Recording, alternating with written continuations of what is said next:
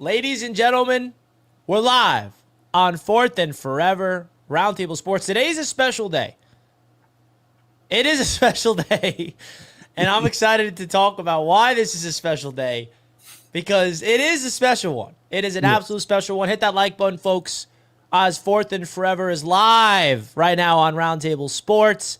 Happy birthday to you. Oh, man. We surprised you, Dad. Happy birthday. We're live, man. Birthday. You remembered.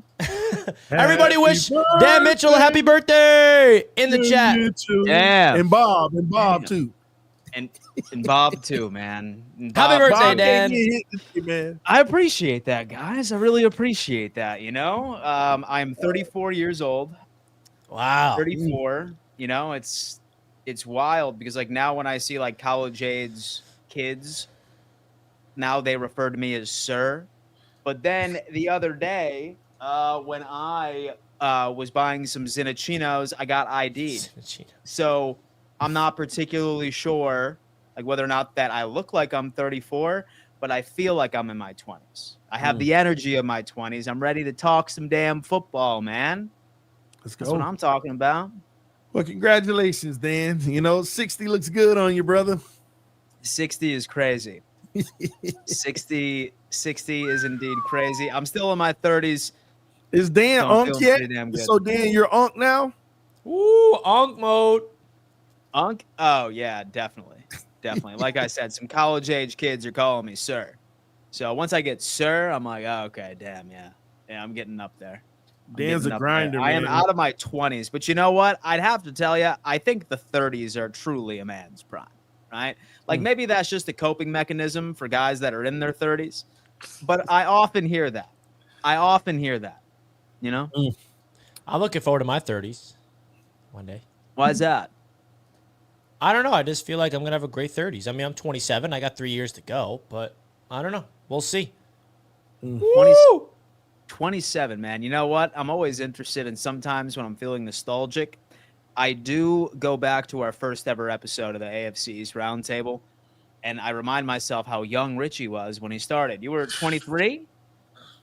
Right? You were 23? Yeah, I think 22, 23. Rich, you look like 22, two different 23. people. What do You you look mean? like TD two was different my people. age. TD What are you trying to was say, my TD? age right now. Hey, Richie, you are two different people from when you started. What's that supposed to mean, man? I And could honestly say you were a kid, Richie. You were like a little kid that, you know, you Yeah, I just was- look so innocent. Now and I you're was just owning you. terrible. Now you're just terrible. The Jets done took their toll. And I owned you in every debate as a little kid, too. Stop the cap. And I still do, by the way. And TD was my age during that first episode, too. My, how time has flown. Dude, you know what? And we're having great times over here, man. We're having some great times. I got to tell you what, I have been having an absolute blast covered in some college ball, boys. I'm not going to lie. I'm itching. I am absolutely itching to start that show. And if anybody is unaware, we are launching a college football brand. I have already began to make content on the TikTok. Same thing, X. Same thing, Instagram. And then myself and Jay Tuck are going to be launching a show of similar format to 4th and Forever, but covering exclusively college football. Richie, why don't you pull it up so you can show them, and let's put it in the chat, because I would love for the 4th and Forever squad. I can imagine at least a good 50% of them are pretty deep into college football as well. Go subscribe right over there, baby, and look forward to it, man. We're going to be having a damn good time. Go Dogs. Roundtable obviously. CFB. The next Roundtable. rising star of the Roundtable Sports. And we're about to get into, so you know the title of this video, by the way. I don't know if you guys forgot it, but what the title is. But make sure you guys go over to college football coverage right here on Roundtable Sports, man. We're excited about it.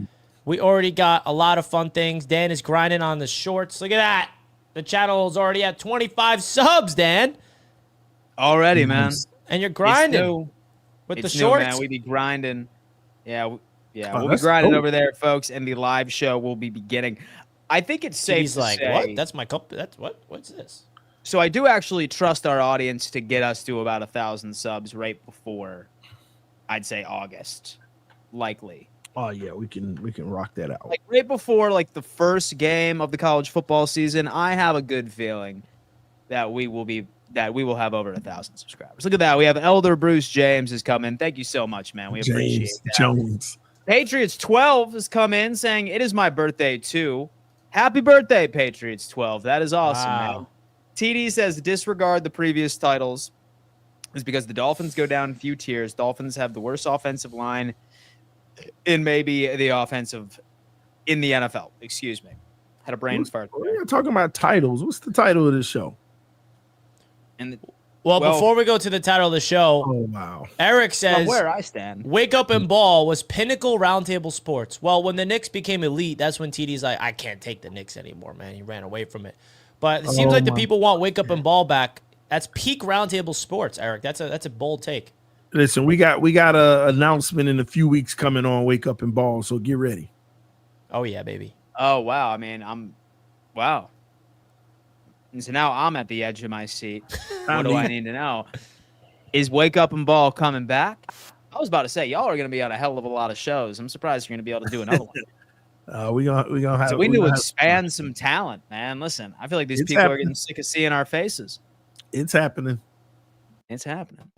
Well, guys, listen, I did see the title of this video, but one topic that came out that was really resonating and something that I would like to discuss with both of you, TJ Watt situation, as I'm sure we are all aware, was holding out from mandatory minicamp. He wants a new contract. Then the Steelers went and acquired a Jonnu Smith for a 1-year, $12 million deal. And if my memory serves, the Pittsburgh Steelers also ended up taking on the vast majority of Jalen Ramsey's remaining contract. Gamma raise. Likely, what's that you said? They gave him a raise. And they gave him a raise.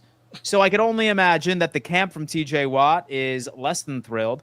It just came out that he is seeking to be the highest paid non-quarterback in the NFL. And a lot of you are probably wondering, Dan, who is the highest paid non-quarterback in the NFL? Have no fear. I did the research prior to bringing this topic up. It's Jamar Chase, $40.2 million. Myles Garrett was at $40 million annual average value. Here's my question to you two. And spoiler alert, my take is a resounding yes. Does TJ Watt deserve to be the highest paid non-quarterback in the NFL? Richie.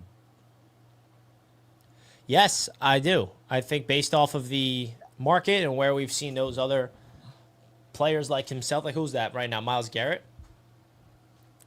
Yep. Right?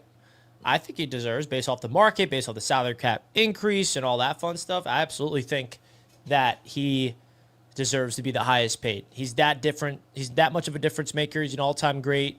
He's ready to go. Yeah, dude. I'm all in. Yeah, I believe it's his turn. I mean, the best players in the league, as years go on, it gets higher and higher. So it's just his turn. And a matter of fact, he doesn't even have to be the best player, but it's his turn. So he gets to set the market. That's the culture with these contracts right now in the NFL. So yeah, he deserves to be the highest paid player. That's not a quarterback, but Dan was actually wrong. He's not the highest paid non-quarterback. Who's that? Josh Allen, the running back. No, it's non-quarterback. I see the running back. Josh Allen. That's what he is, a running back. But anyway. I see what you did there. But no, Watt deserves his money, and here's the deal. I think they're going to pay him. You're in a window. Why play games? This is what I'll say about our organization. What do the Pittsburgh Steelers have concerns about going into this year? Like from a roster standpoint. If you talk about a team that's built to compete for a Super Bowl, doesn't mean you're going to win it, but you're built to compete for one. What do you not have? You have everything you need. Why play these games now? You want that Lombardi, this is the move you have to make and go to war and try to get it. But without Watt, you can still be a great team, but you need as many guys who move the needle as possible, and Watt is too big of a chess piece right now for that team, so they need to get it done and give him his money and go off and have a chance to win a Super Bowl. Now, one thing that is an absolute absurd stat is the Pittsburgh Steelers all-time while TJ Watt has been on the roster, are 1-10 when he is unable to play. They are 1-10 when TJ Watt has not been on the field. I wonder who that one win is. What did you Probably say? the 1 in Jets. 10? They are 1-10 when TJ Watt is injured and is unable to play. Wow. It's insane. That He is a the stat, all right. engine. He is the engine that runs that defense. He is the most important player on that team. And I'm kind of surprised that they didn't want to prioritize his deal before going out and making some of these moves. And does anybody have an update on the Steelers' salary cap right now? I'm actually curious. Nah. I'm going to pull it up right now. Steelers over the cap. Talk to me. Looks like they still have about $18.6 million per over the cap. TJ Watt's contract. Let's take a look at what we're looking at here. With TJ Watt's contract is guaranteed. Oh, wow. Yeah, he's a free agent next year. And his cap hit. Here's the crazy thing: his cap hit is $30 million this year. So they give him a new deal. They get to convert that, and they can bring his cap number down. Which is kind of shocking why they haven't made this a priority, because they have the money, and they could just give him a crazy signing bonus that wouldn't really impact much, and so they could keep his current salary, and so the way it is, right? Or they could even shorten it. Right? Give him a damn $10 million base and just the vast majority out of a signing bonus, and they'd be fine. I don't know what's taking them so long, to be honest with you. Yeah, I really don't. I'm actually Do you have any showing theories? I'm showing 20. Do you have any theories why they might? 26 million actually, Dan, in cap space with the top 51. A lot of people don't realize only the top 51 count against the cap, not 53. Interesting. Oh, they got money, man. And you said theories on what was your question? Well, theories, since it seems like that they're capable of doing it, why haven't they? That's the thing. I get it. Look, I get it from the Cincinnati Bengals. They don't have money. All right. That's why I could totally see why Trey Hendrickson has yet to get a deal, and why they've also had issues with Shamar Stewart. But this just doesn't make sense to me. They're capable, but they're just not. Yeah, I think this is interesting because remember, Minka got shipped off and he was coming up on a contract extension, and that would have been massive money. I think they'll get it done, but I already said this. There's a world, Dan, where they trade Watt for another great pass rusher, but Watt's better, so a team can upgrade. I mean, they could go through any roster. They can go get anybody's best pass rusher and trade for Watt because he's better, but they have better cap flexibility, and they bring back a good player in return. Or how about you hear me out about this? Maybe they are actually considering trading him because they look at their quarterback room right now, and their starter is a guy that has already said he's planning on retiring after this season. Sure, you have Will Howard, but let's be honest with ourselves. 4th, 5th round selection. Is he really the truth, or is he really the future? A trade for TJ Watt would give them bare minimum 2 first-round picks. 2 first-round picks. I could 1,010% see all that trade noise actually being sort of sincere. It's the and because Aaron Rodgers is just a Band-Aid, so maybe they are actually fielding some phone calls and interested so that they can stack up and potentially find their quarterback next year in the draft. Yeah, but they don't make the Ramsey Jonnu deal without knowing we going for it now. And you need Watt if you're going for it, or bringing back another great pass rusher in his place. So that's why I could see a potential player swap and a little bit of compensation on top. But yeah, it's interesting. We'll wait, but I think they'll get it done. This is the last hoorah, man. And Watt, when you look at it, I mean, hasn't he always been a Steeler? He has. Yeah, so yeah, at the end of the day, that's a face of the franchise. He needs to end his career there. So yeah, I think they get it done. Yeah, they're going to What get you it got, done. It's Richie? a matter of when, not if. I mean, I don't know. Someone give me a reason why they won't. Why they shouldn't, rather. I mean, it doesn't make sense. You can't give me a reason because they have everything they possibly can to be an all-in for a Super Bowl champion right now. So get it done. He's the face of the league, and we'll see it unfold from there. And we will see it unfold from there. Richie, what's the next topic? The next topic is, there was a thing I saw online. Just kidding. I need to see anything online. The Miami Dolphins are in shambles. Okay, let's just cut to it. Let's just get to the reality of it. The segment that we all need to have. TD, you were not here yesterday. Yeah. So we need to get your thoughts of the Miami Dolphins forcing somebody to come out of retirement who quit because he was sick of playing football, playing a fullback position. He just doesn't like the sport, but now he's getting pulled out of retirement. We found out that the Dolphins are looking for a tight end after they traded Jonnu. Who's it going to be? Ooh, Kyle Pitts? Ooh, that would be nice. Ooh, Michael Mayer from the Raiders? Ooh, that would have been nice. But instead, they go for the most washed-up tight end they could possibly imagine, Darren Waller himself, to fit the bill of a quick fix over an overhead problem. Convince me why the Miami Dolphins are not in shambles and your thoughts of that trade. The team is not in shambles. You saying that just because you're a Jets fan. But here's the deal. True. Here's the deal. We need a tight end. Who said the Dolphins are done trying to find a tight end?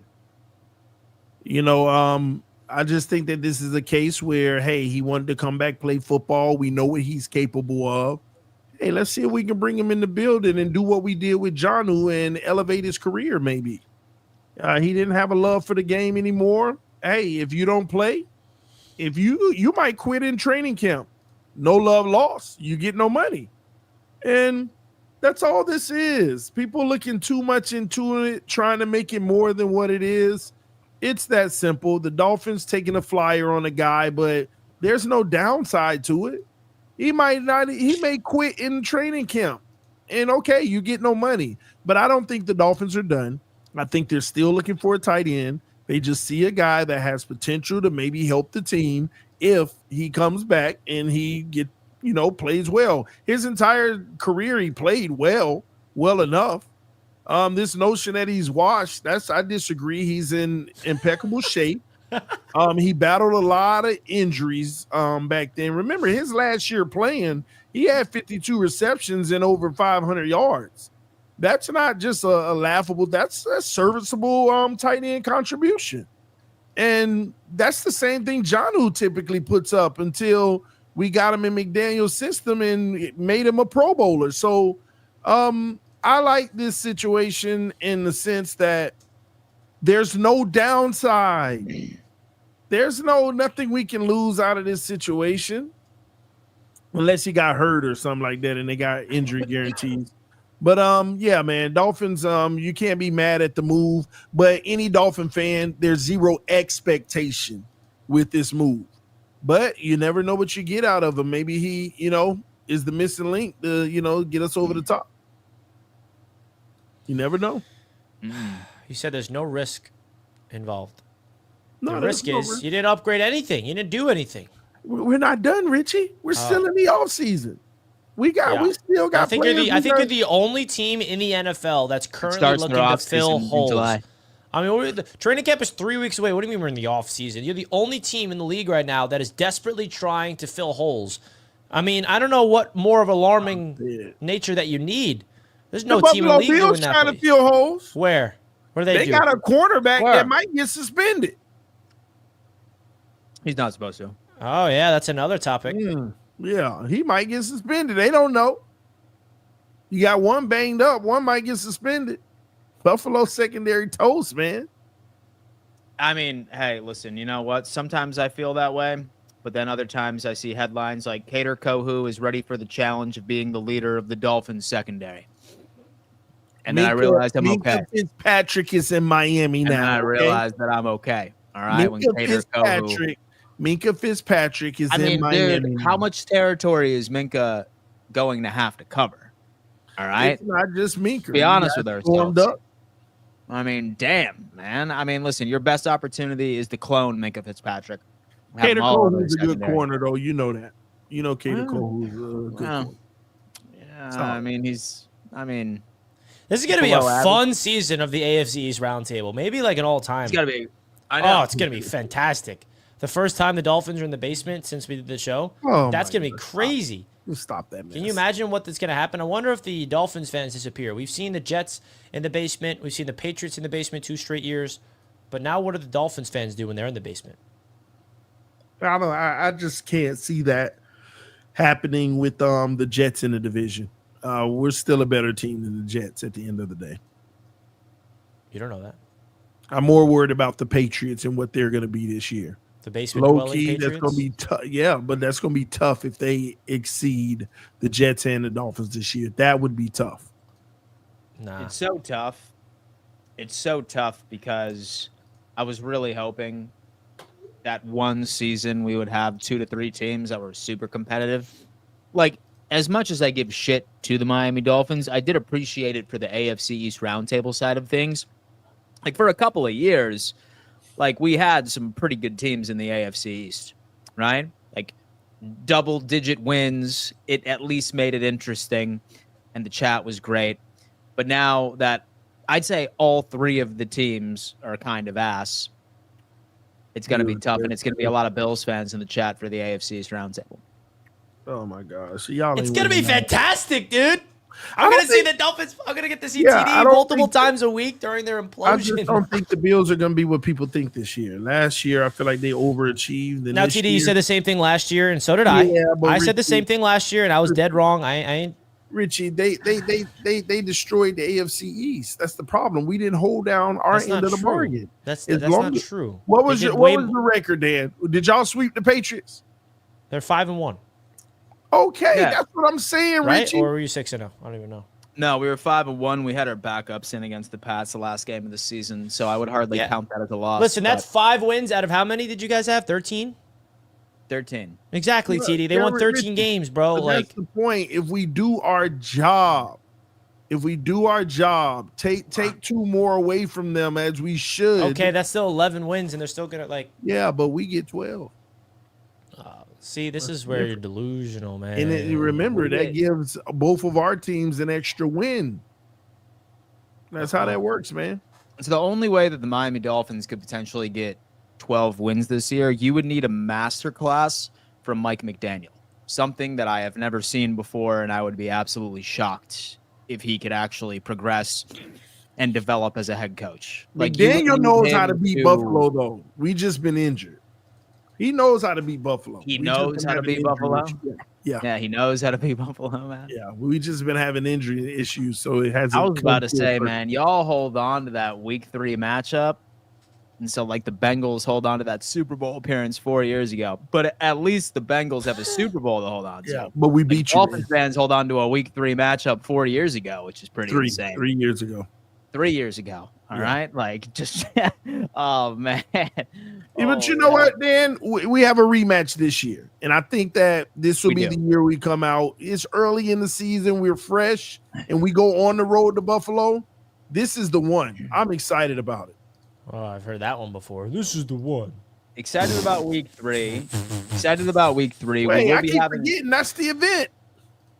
So we will be having some information. Which we may about have the tickets tailgate. available for that, by the way. More tickets. I don't know. Oh, what do you mean we still do? I don't know. So do we have a couple of people that put deposits down and There's crickets? still. Yes, exactly. Crickets from the people that put deposits down, folks. Damn, we have a deadline of the 15th. If not, folks, we have extra tickets available. I can promise you that. Have we gotten to some of these generous super chats? We did. Patriots 12 said it's his birthday as well. Miami retirement home. Get your ducks in a row. Tennessee Heisman. He's, oh man, he's doing his I'm thing. interested in going. All right. Remember that, Joe Wrist. In about 2 weeks, if we have some more available. So we could probably put together a wait list this evening. Yeah. And for people that are interested, if they would like to come, if something were to happen, but we're We will see. So I suppose we will talk a little bit about the Max Harrison situation, as I'm sure you have seen. First round selection from the Buffalo Bills, Maxwell Harrison, was recently sued for sexual assault, which occurred in 2021. And this news was made public far before the NFL drafts. Wasn't so much mainstream, but was more so just murmurs on social media. And Bean and the Buffalo Bills and the NFL and the college and the local authorities had all conducted a full-scale investigation where they found, quote-unquote, zero evidence of this ever happening at all. From what we're understanding based off of reports with Max Harrison has been very in tune with wanting to cooperate. He even offered a polygraph test. He's done everything he needed to. And according to Brandon Bean, it sounds like that based off of his full investigation, he has seen zero evidence that this has happened. Now, I think now we're going to be having questions of whether or not that the league is going to be looking into it or whether or not that they could slap on some sort of suspension. I think it's unlikely, especially with all of so the criminal charges were indeed dropped and or never pressed. I think with 4 separate investigations, one by Buffalo, one by the NFL, one by the university, and one by local authorities. I hate to be this guy, but I feel like this smells like a cash grab. It smells like an absolute cash grab. I see way too many similarities between this and the Matt Araiza situation, which happened 3 years ago. I see way too many similarities of what happened with Sean Oakman a couple of years back.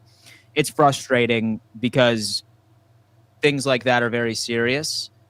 And for women to go out there and lie about it, like you are only hurting those that actually do go through in those terrible, awful situations. So that's my take on the whole thing. I think Maxwell Harrison will be fine. It's just a cash grab, and hopefully he ends up winning.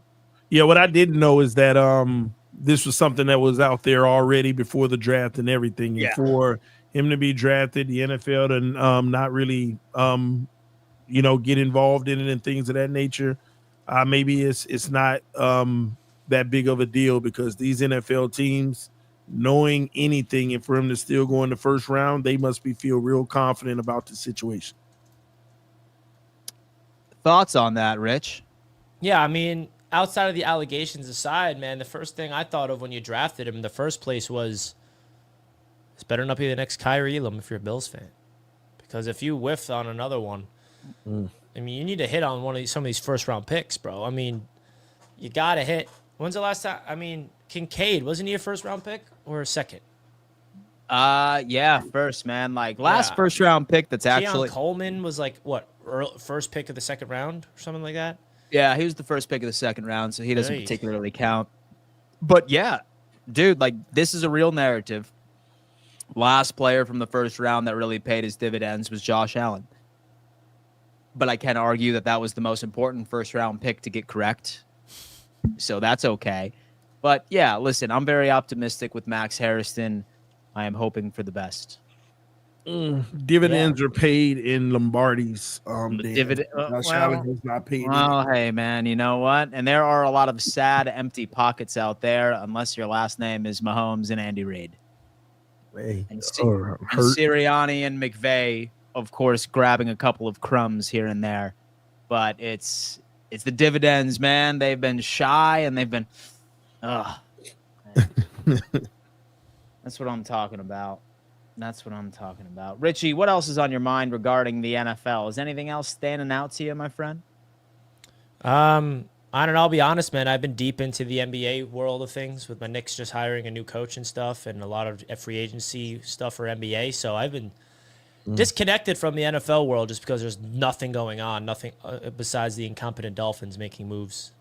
It's the incompetence. I've just been immersed in the NBA. This is the heart of the NBA free agency. So that's where my head is, Dan. So I honestly don't know what's going on in the NFL. All I know is training camp is 3 weeks away. It's 3 weeks away, man. It's coming up. God, I'm ready for it. Are y'all training camps open? Because I heard Carolina is not opening theirs for fans. It's not. That's crazy. And the Buffalo Bills are allowing fans like usual. The Jets always allow fans. But getting credentials has been like pulling teeth as well. I have been in the inbox of the person that runs Bills training camp for a couple of months, and poor old Dan Mitchell doesn't even get a response, man. Come on, man. They're very selective on that stuff. The teams are ridiculous with that. I know. But folks, I'll tell you what, shorter episode today because indeed it is the dead season of the NFL. I can tell you what, because I'm actually very thrilled about all of this. Fourth and Forever is going to be going back to 5 days a week once training camp begins. I'm sorry if I'm announcing all of that right in front of Richie and Tony's face. And just wait for what we have in store for you this season. This season is going to be very, very similar to what you saw right over on The Huddle. This is the new home of our daily NFL news show, Fourth and Forever, all season long. Richie and I were teasing the possibility of having an hour-and-a-half long show Monday through Friday, perhaps even 2 hours sometimes, depending on exactly what is going on in the world of the NFL. We are going to be setting up guests. We are going to be literally shoving NFL content down your throats, and we cannot wait for you to tune in. If you haven't, please do us a favor. Smash the like button, all right? Subscribe and turn on bell notifications because you don't want to miss a single damn thing from Roundtable Sports. Richie, what do you got? Talk to me. Yeah, we're really excited to announce that Fourth and Forever is your official season-long NFL show. I know that if you guys remember, the show originated on another show, and then we brought it over here for the offseason, but now we are officially excited to announce that Fourth and Forever will be a season-long show. So stay tuned, subscribe. It's going to be here on the home of the Roundtable Sports YouTube channel. We're really excited about it. There may be a time change or something along those lines, just keeping the whereabouts of that, and we're excited about it, man. Miami Vibes with the super chat. Happy birthday, Dan. Richie, respect your elders. Oh, Thank you. That's a crazy profile. Hold on. Oh, my God. I got a screenshot this. God, I got to clip that one, man. What's Brazzers, TD? Y'all not going to do that to me again. I learned better last time. TD, got anything to say to the people about Fourth and Forever? Yeah, man, I'm excited about the future of Fourth and Forever. Knowing that we're going to be able to go through the regular season now. It's going to be fun, man. Just being able to break down everything happening within the NFL while the action is here is going to be a ball. So y'all make sure y'all let people know about it right here on Roundtable Sports. We're building something special, and we're on our journey to 30,000 subscribers right here on Roundtable Sports Network. All right. So thank y'all for tuning in. Love you all. Folks, we appreciate you tuning in. Smash that like, subscribe to the channel, and we will see you tomorrow. Same time, same place. Deuces. Peace. This guy.